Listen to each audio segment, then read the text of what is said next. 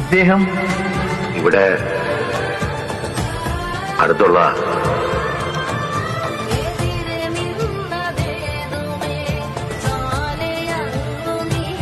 ഇവിടെ തെക്ക് 2 വീടപ്പുറം വാടക.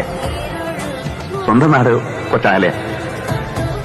നാട്ടിലേക്ക് പോണ വഴി ഇറങ്ങട്ടെ. മോനെ, ഇനി ജീവിക്കണോ നിനക്ക്? ഹരിക്കുട്ടനും മണിക്കുട്ടിയും ശാന്തൻ ബാലന്റെ മക്കളായി വളരണം.